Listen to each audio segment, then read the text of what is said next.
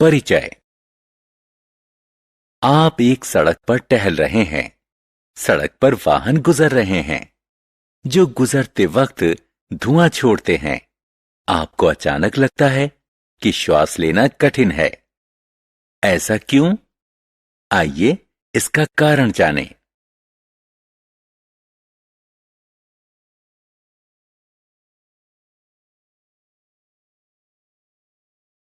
उद्देश्य। इस पाठ के अंत में आप निम्न करने में सक्षम हो जाएंगे: वायुमंडल का वर्णन करना, जल और मृदा में वायु की उपस्थिति का प्रदर्शन करना, वायु प्रदूषण की व्याख्या एवं इसके कारणों और प्रभावों का वर्णन करना।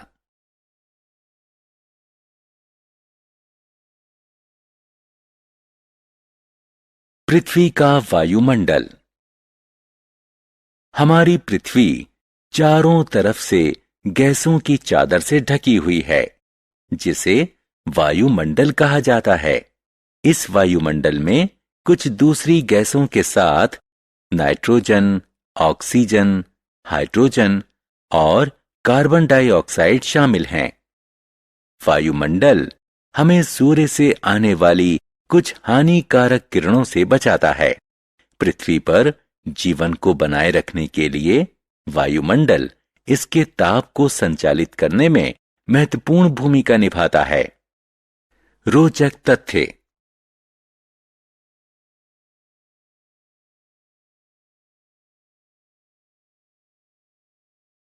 जल में वायु।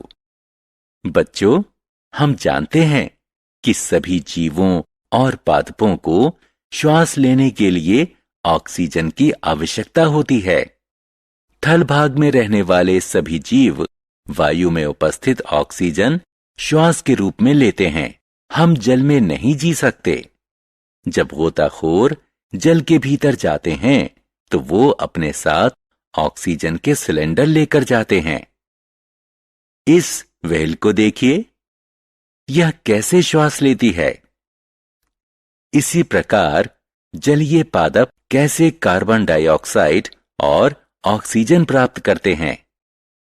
आपको यह जानकर आश्चर्य होगा कि वो श्वास के रूप में वायु लेते हैं। आइए एक गतिविधि करते हैं। एक बीकर में थोड़ा जल लीजिए। इसे उबालने के लिए गर्म कीजिए। क्या आप बाहर उठते बुलबुले देख सकते हैं? ये जल से बाहर आ रहे हैं।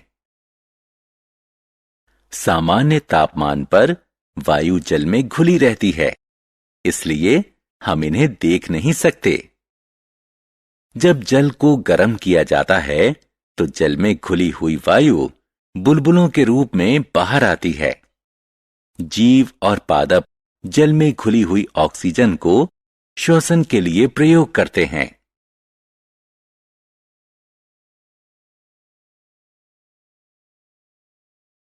मृदा में वायु।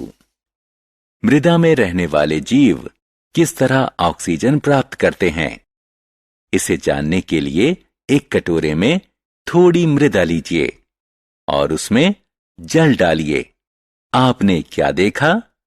आप देख सकते हैं कि मृदा से वायु के बुलबुले बाहर आ रहे हैं। जब मृदा में जल मिलाया जाता है तो यह मृदा में उपस्थित वायु को जल से स्थानांतरित करता है। मृदा में उपस्थित वायु बुलबुले के रूप में बाहर आती है। मृदा में बिलों और सुराखों में रहने वाले जीव मृदा में उपस्थित वायु को श्वास के रूप में ग्रहण करते हैं। वर्षा ऋतु में इन दरारों और सुराखों में जल भर जाने के कारण इन जीवों को श्वास लेने के लिए बाहर आना पड़ता है।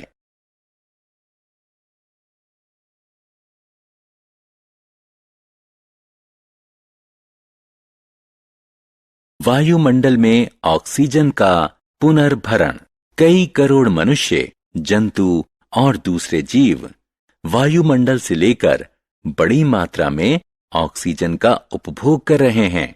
तो फिर वायुमंडल का ऑक्सीजन भंडार खत्म क्यों नहीं होता? क्या आप जानते हैं कि कैसे? पादप प्रकाश संश्लेषण के दौरान ऑक्सीजन उत्सर्जित करते हैं।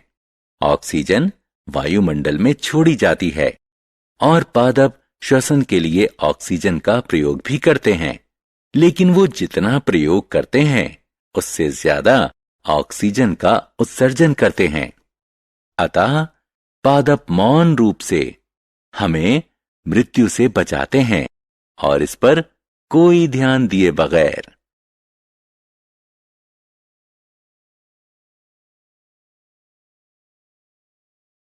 क्या होगा यदि पुनर्भरण वांछित स्तर तक ना हो? क्या होगा यदि वायुमंडल में कार्बन डाइऑक्साइड का भरण ज्यादा हो जाए और यह पादपों द्वारा कार्बन डाइऑक्साइड और ऑक्सीजन के बीच संतुलन बनाने की सीमा से अधिक हो जाए? क्या होगा यदि दूसरी हानिकारक गैसें वायुमंडल में उत्सर्जित होने लगें? उत्तर है, इसका परिणाम होगा वायु प्रदूषण।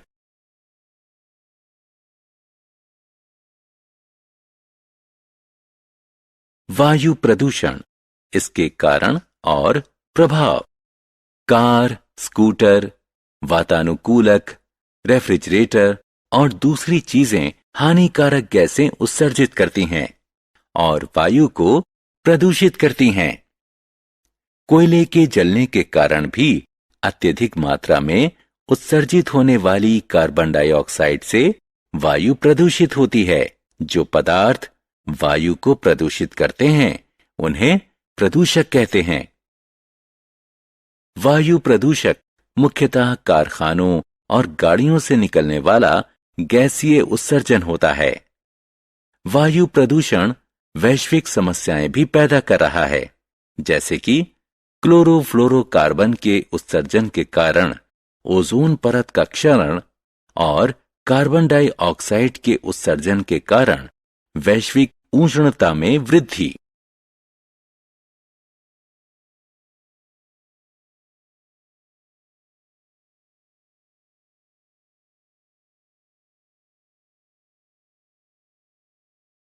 वायु प्रदूषण की रोकथाम।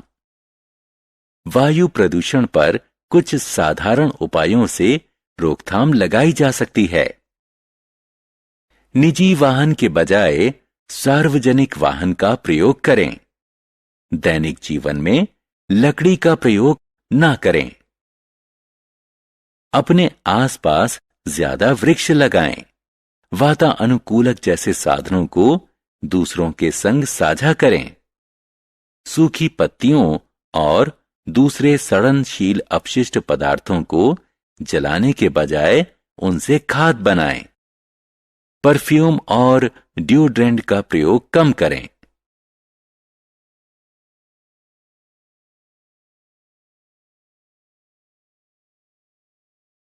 सारांश।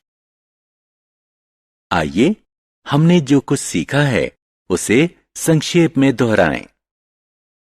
पृथ्वी के चारों तरफ वायु के आवरण को वायुमंडल कहते हैं। यह पृथ्वी पर जीवन के लिए आवश्यक है। जलीय जीव और पादप जल में विघटित वायु का श्वसन के लिए प्रयोग करते हैं। मृदा में रहने वाले जीव मृदा में उपस्थित वायु का श्वसन के लिए प्रयोग करते हैं। हानिकारक गैसों और वस्तुओं के कारण वायुमंडल को होने वाले संदूषण को वायु प्रदूषण कहते हैं।